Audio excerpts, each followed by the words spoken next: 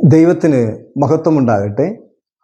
ക്രിസ്തുവിൽ എളിയവനായ എനിക്ക് ദൈവം വെളിപ്പെടുത്തി തന്ന സത്യവചനങ്ങളെ പ്രസ്താവിക്കുവാൻ അവസരം തന്ന ദൈവത്തിന് മഹത്വം. സത്യവചനങ്ങൾ കേൾക്കുവാൻ ആഗ്രഹിച്ചിരിക്കുന്ന നിങ്ങൾക്കെൻ്റെ സ്നേഹവന്ദനം. ദൈവത്തിന് മഹത്വം ഉണ്ടാകട്ടെ. വിശുദ്ധീകരണം പ്രാപിക്കുന്ന വിഷയത്തിൽ യേശു ഒരു ഉപമ പറഞ്ഞു. അതിനെ വിശദീകരിക്കണമെന്ന് പലരും ആവശ്യപ്പെട്ടതുകൊണ്ട് വായിക്കാം. യോഹന്നാന്റെ സുവിശേഷം 15-ാം അധ്യായത്തിൻ്റെ 1 മുതൽ. ഞാൻ സാക്ഷാൽ മുന്തിരിവള്ളിയും എൻ്റെ പിതാവ് തോട്ടക്കാരനുമാകുന്നു. ഇവിടെ യേശു ഒരു ഉപമ പറയുകയാണ്. ഞാൻ സാക്ഷാൽ മുന്തിരിവള്ളിയും എൻ്റെ പിതാവ് തോട്ടക്കാരനുമാകുന്നു. വായിക്കാം.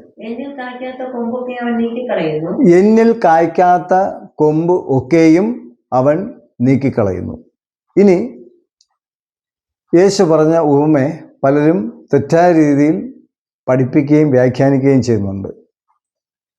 ഞാൻ സാക്ഷാൽ മുന്തിരിവള്ളിയും എൻ്റെ പിതാവ് തോട്ടക്കാരൻ എന്ന് പറയുമ്പോൾ ഇതിൻ്റെ ഉടമസ്ഥൻ എന്നുള്ള അർത്ഥത്തിൽ ചിന്തിക്കുന്നവരുണ്ട്, പഠിച്ചവരുണ്ട്, പഠിക്കുന്നവരുണ്ട്. എന്നാൽ യേശു ഇവിടെ ഉദ്ദേശിച്ചത്, യേശു മുന്തിരിവള്ളി, തൻ്റെ ശിഷ്യന്മാർ ശാഖകൾ, ശിഖരങ്ങൾ, പിതാവ് തോട്ടക്കാരൻ എന്ന് പറഞ്ഞാൽ ഈ തോട്ടക്കാരൻ്റെ ജോലി എന്താണ് ചെയ്യുന്നത്?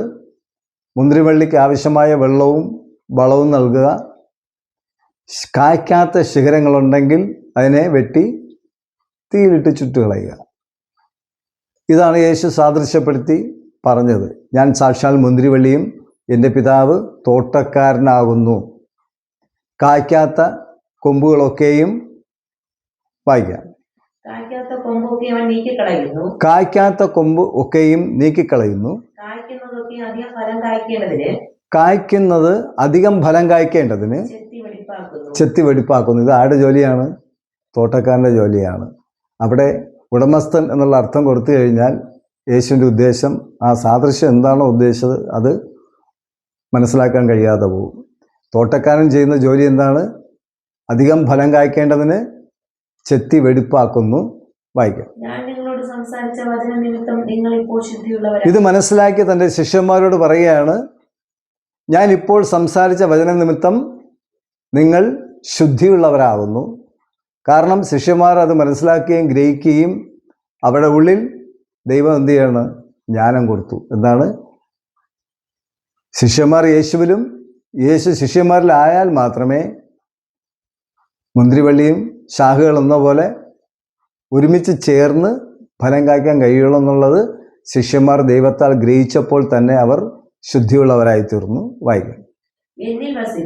എന്നിൽ വസിപ്പിൻ, ഞാൻ നിങ്ങളിലും വസിക്കും. കൊമ്പിന് മുന്തിരിവള്ളിയിൽ വസിച്ചിട്ടല്ലാതെ സ്വയമായി കായ്പാൻ കഴിയാത്തതുപോലെ എന്നിൽ വസിച്ചിട്ടല്ലാതെ നിങ്ങൾക്ക് കഴിയുകയില്ല.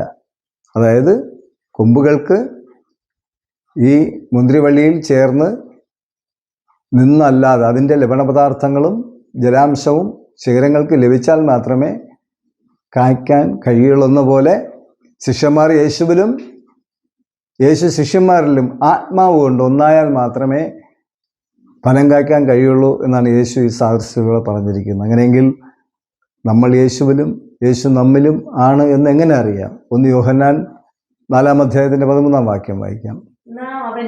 നാം അവനിലും അവൻ നമ്മിലും വസിക്കുന്നു എന്ന് അവൻ തൻ്റെ ആത്മാവിനെ തന്നതിനാൽ നാം അറിയുന്നു. അതായത് നാം അവനിലും അവൻ നമ്മിലും വസിക്കുന്നുവെങ്കിൽ, അത് യേശു പിതാവിലും പിതാവ് യേശുവിലും വസിക്കുന്നത് പോലെ നമ്മൾ യേശുവിലും യേശു നമ്മിലും വസിക്കുകയാണെങ്കിൽ അവൻ്റെ ആത്മാവിനെ നമുക്ക് തരും. അങ്ങനെയെങ്കിൽ യേശു ചെയ്ത പ്രവൃത്തികളൊക്കെയും നമ്മിലും വെളിപ്പെട്ടു വരും എന്നാണ് എൻ്റെ അർത്ഥം. ഇത്രയും പറയാൻ ദൈവം സഹായിച്ചു. ദൈവത്തിന് മഹത്വം ഉണ്ടാകട്ടെ.